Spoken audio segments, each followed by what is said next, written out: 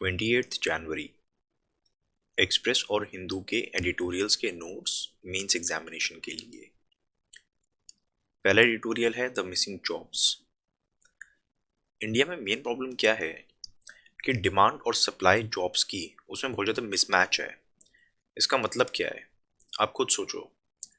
बच्चे स्कूल जाते हैं, जो बच्चा मान लो छठी क्लास में है वो 7वीं में आएगा ही आएगा, लगभग तय है, ठीक है। ड्रॉप आउट होता है थोड़ा बहुत, बट मोटे तौर पे देखा जाए जो बच्चा जिस क्लास में अगली क्लास में जाते ही है मैक्सिमम लोग, ठीक, या बड़ी संख्या तो जाती ही है, काफ़ी लोग जाते हैं उसमें से। अब बच्चे जब स्कूल पास करेंगे तो 12वीं पास करेंगे, 12वीं पास करने के बाद कॉलेज में जाएंगे, वरना जॉब मार्केट में आएंगे। और जो बंदा कॉलेज में जाएगा कॉलेज के बाद वो जॉब मार्केट में आएगा जॉब देखने के लिए, क्योंकि स्कूल्स फंक्शन कर रहे हैं। स्कूल्स कोई बंद तो हुए नहीं है, क्योंकि बच्चे स्कूल में जा रहे हैं, स्कूल फंक्शंस कर रहे हैं, इसलिए डिमांड ऑफ जॉब्स तो है, उसको आप कम नहीं कर सकते। वो आपके हाथ में नहीं है। बच्चे पढ़ेंगे तो जॉब्स मांगेंगे, डेफिनेट सी बात है, लेकिन सप्लाई ऑफ जॉब्स कम है, ठीक है। तो डिमांड बढ़ती जा रही है क्योंकि लोग पढ़े लिखे हैं और ज़्यादा पढ़ लिख रहे हैं, लेकिन सप्लाई ऑफ जॉब्स नहीं है, ठीक है। इसका दूसरा आप यहाँ पे एग्जांपल दे सकते हो, जैसे रेलवे में 1.25 करोड़ एप्लीकेंट्स ने अप्लाई किया 35,000 जॉब्स के लिए, राइट। यहाँ पे आप एक और चीज़ सोच सकते हो, एक छोटा सा एग्जांपल है। मान लो कोई स्कूल है जिसमें 1 से 12 क्लास तक सारी क्लासेस हैं, हर क्लास के 4 सेक्शन है, तो 48 क्लासेस हो गई, हर क्लास में लेटर से 50 बच्चे हैं, तो ठीक है, आप कैलकुलेट कर लो इतने बच्चे स्कूल में पढ़ते हैं। अब ये काफ़ी पुराना स्कूल है, ठीक है, इतने सारे बच्चे इसमें पढ़ते हैं। अब हर साल न्यू एडमिशन्स होते हैं, जितने बच्चे नर्सरी में आते हैं उतने ही बच्चे फिर 12वीं से बाहर चले जाते हैं, ठीक है। तो जितने बच्चे आ रहे हैं उतने ही बच्चे बाहर जा रहे हैं, तो कोई न्यू सीट्स तो क्रिएट नहीं हुई है ना। हालांकि हर साल लगभग 200 बच्चे एंटर करते हैं स्कूल को और 200 ही एग्जिट कर लेते हैं, लेकिन 200 बच्चे एंटर कर रहे हैं इसका ये मतलब नहीं है कि 200 नई सीट्स क्रिएट हो गई हैं, सीट्स तो उतनी ही हैं। यही प्रॉब्लम हमारी इकोनॉमी के साथ है।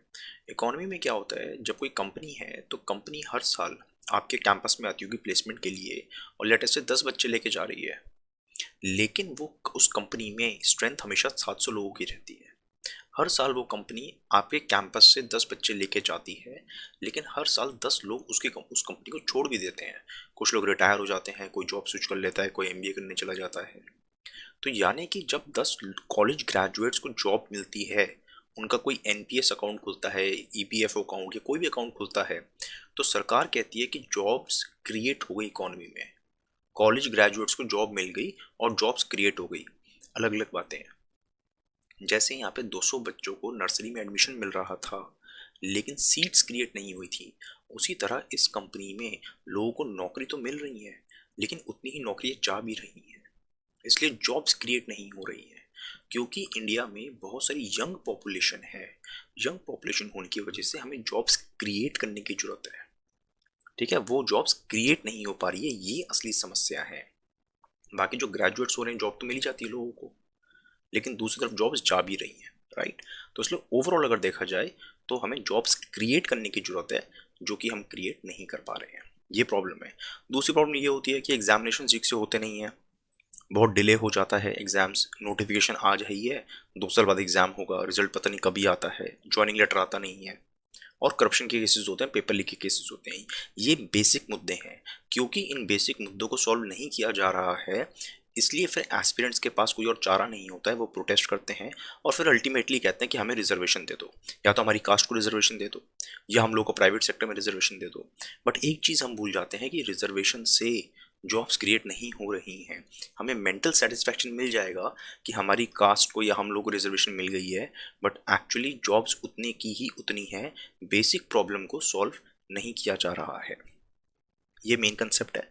बाकी एडिटोरियल में 2-3 चीज़ें लिखी हैं कि इंडिया में एलएफपीआर, लेबर फोर्स पार्टिसिपेशन रेट, गिरता जा रहा है, अनएम्प्लॉयमेंट रेट बढ़ता जा रहा है, और सैलरीड एम्प्लॉयमेंट से हटके लोग कैजुअल वेज लेबरर में जा रहे हैं, ठीक है। इसको छोटे से एग्जाम्पल है, मान लो कोई बंदा था पहले कहीं पे नौकरी करता था, उसकी फिक्स सैलरी थी, 15,000 रुपये महीना कमाता था। अब वो जॉब चली गई उसकी, लेट से कोरोना हो गया, कोरोना की वजह से या किसी और वजह से जॉब चली गई, तो बंदा किसी एकदम लेबर क्लास बंदा था तो किसी कहीं पे कंस्ट्रक्शन साइट पे काम करना शुरू कर देगा, राइट।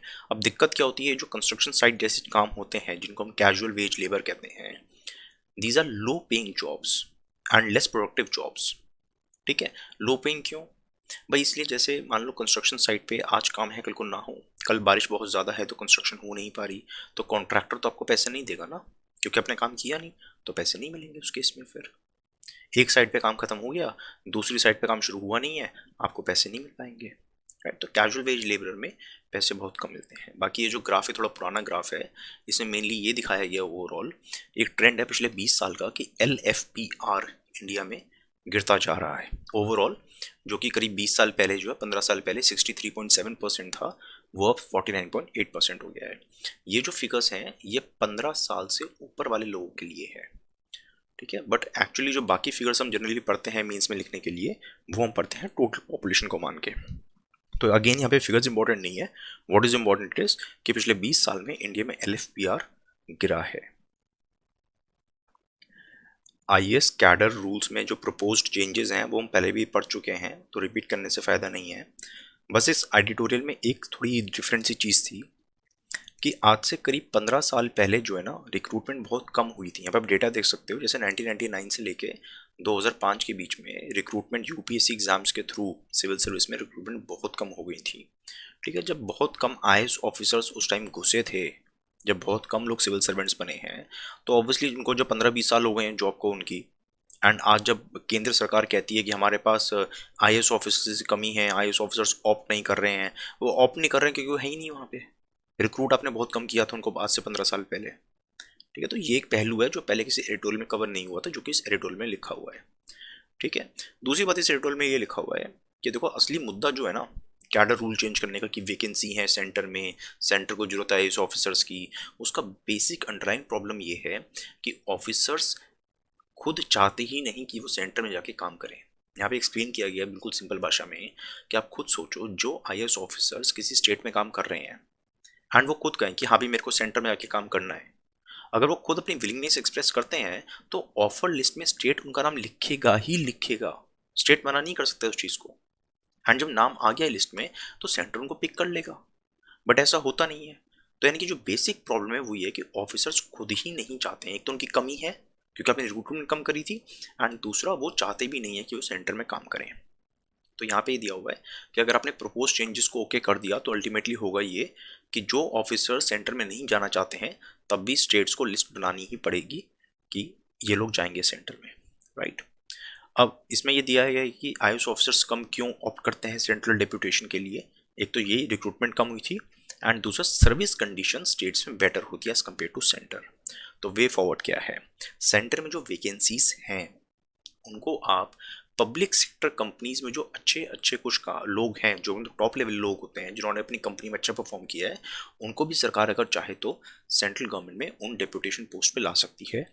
दूसरी बात ये, सेंट्रल डेप्यूटेशन पोस्ट को अट्रैक्टिव बनाओ, जैसे एक सेंट्रल डेप्यूटेशन अलाउंस ले आओ, या फिर इनको IAS ऑफिसर्स को चिंता होती है कि हमारे बच्चों का एडमिशन किसी अच्छे स्कूल में हो पाएगा नहीं हो पाएगा, स्कूल में एडमिशन तो हो जाएगा दिल्ली में, लेकिन किसी अच्छे स्कूल में हो पाएगा नहीं हो पाएगा। तो अगर सेंट्रल गवर्नमेंट इन बातों को, छोटी छोटी बातों का ख्याल रख ले, तो फिर प्रोबेबली ज़्यादा IAS ऑफिसर्स ऑप्ट करेंगे सेंट्रल डेप्यूटेशन के लिए। India's economy and the challenge of informality. Formal job मतलब, सरकार के हिसाब से फॉर्मल जॉब का मतलब किसी भी जॉब में अगर उस बंदे को कोई सोशल सिक्योरिटी बेनिफिट मिल रहा है, जैसे कि EPF अकाउंट खुला है उसका, तो उसको सरकार फॉर्मल जॉब मान लेती है। इनफॉर्मल जॉब मतलब ऐसा कोई भी सोशल सिक्योरिटी बेनिफिट नहीं मिला हुआ है, ठीक है। मान लो कोई बंदा सब्जी बेचता है या कंस्ट्रक्शन साइट पे काम करता है, ठीक है ना, तो वो सब इनफॉर्मल जॉब्स हैं, उनको कोई जॉब सिक्योरिटी वगैरह या कोई इस तरह का बेनिफिट तो मिलता नहीं है। इंडिया में जितने भी लोग काम करते हैं, कहीं पे भी जो काम करते हैं, कुछ पैसा कमाते हैं, उनमें से 90% लोग इनफॉर्मल जॉब्स में काम करते हैं, यानी कि उनके पास कोई सोशल सिक्योरिटी नहीं है। लेकिन यही इनफॉर्मल जॉब्स हमारी इकोनॉमी में 50% कंट्रीब्यूशन करती हैं।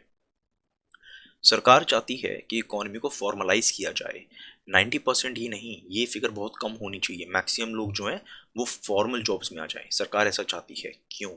क्योंकि फॉर्मल सेक्टर ज़्यादा प्रोडक्टिव होता है, ठीक है। एक बंदा सोचो एक छोटी सी MSME में थोड़ा बहुत काम करता है, वर्सेस एक दूसरा बंदा जो कि किसी बड़ी कंपनी में काम करता है, ठीक है। वहाँ पे प्रॉपर प्रोसेसेस होंगे, असेंबली लाइन पे कैसे काम करना है, टेक्निकल तरीके होंगे चीज़ों को करने के। तो फॉर्मल सेक्टर जनरली ज़्यादा प्रोडक्टिव होता है as compared to informal sector.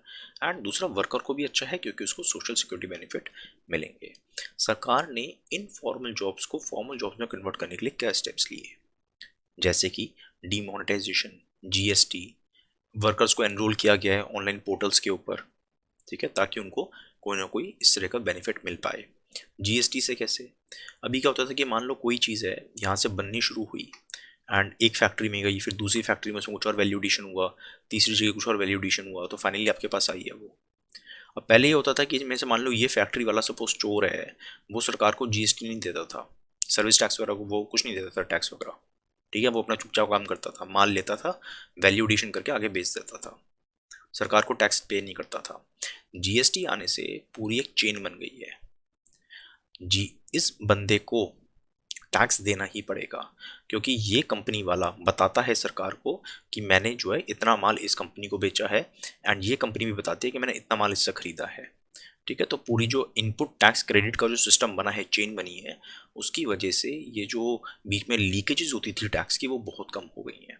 तो यानी कि छोटी मोटी कंपनीज जो पहले टैक्स के दायरे से बाहर थी, उन्होंने अब अपने आप को और अपने वर्कर्स को रजिस्टर किया है। यानी कि जो जॉब्स पहले भी थी इकोनॉमी में, जॉब्स पहले भी थी यहाँ पे, लोग पहले भी काम कर रहे थे, लेकिन अब वो जो है फॉर्मल जॉब्स में आ गए हैं, ठीक है। तो ये बात हो गई, ये एग्जाम्पल था जीएसटी का। ऐसे ही डिमोनेटाइजेशन के टाइम पे कई एमएसएमईज को, या कह लो बहुत ही छोटी फर्म्स थी, उनको रजिस्टर करना पड़ा। तो ये कुछ सरकार ने स्टेप्स लिए। लॉजिक क्या है, लॉजिक ये है कि रेगुलेटरी हर्डल्स होते हैं जिनकी वजह से छोटी इंडस्ट्रीज अपने आप को रजिस्टर नहीं करती हैं।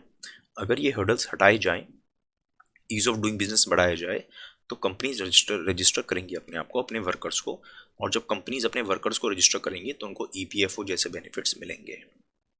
रिसेंटली एसबीआई की रिपोर्ट ने कहा था कि गवर्नमेंट ने इस तरह के स्टेप्स लिए, गवर्नमेंट के स्टेप्स कारगर साबित हुए, और अल्टीमेटली फ़ायदा ये हुआ है कि इकोनॉमी में जो 50% कॉन्ट्रीब्यूशन था, जीडीपी में जो 50% कॉन्ट्रीब्यूशन इनफॉर्मल सेक्टर से आता था, वो कम होकर सिर्फ 20% हो गया है।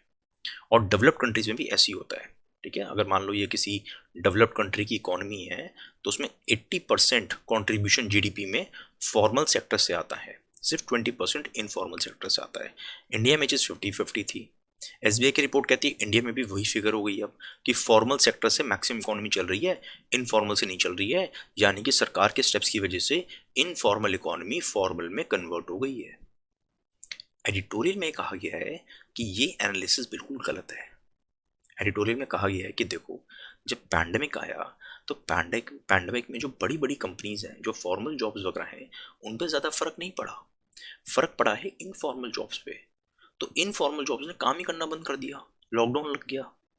अब क्योंकि वो कुछ जीडीपी को कंट्रीब्यूट ही नहीं कर पाए, तो आपको लग रहा है कि वो फॉर्मल में कन्वर्ट हो गए, फॉर्मल में कन्वर्ट नहीं हुए हैं वो लोग, वो बेचारे काम नहीं कर पाए, इसलिए उनका जीडीपी में कंट्रीब्यूशन कम हो गया है, ठीक है। तो इसलिए इस एडिटोरियल का कहना है कि एसबीआई की रिपोर्ट थोड़ी मिसलीडिंग है। दूसरा रीज़न ये भी है, एसबीआई की रिपोर्ट ये मानती है कि किसी भी वर्कर है, कोई भी वर्कर है, उसका आपने रजिस्ट्रेशन कर दिया गवर्नमेंट के किसी पोर्टल पे, तो मान लिया कि हाँ भी वो जॉब फॉर्मलाइज हो गई। लेकिन ऐसा कहना गलत है, सिर्फ रजिस्ट्रेशन से फ़ायदा नहीं होता। रजिस्ट्रेशन होने के बाद क्या उस वर्कर को कोई बेनिफिट मिला भी है या नहीं, या सिर्फ नाम के लिए रजिस्टर हो गया है वो। एक होता है बैंक खाता खुलवाना, दूसरा होता है बैंक खाते में कुछ पैसे भी होना। तो बैंक खाता खुलवाने से सिर्फ कुछ नहीं होता, उसमें पैसे भी तो होने चाहिए।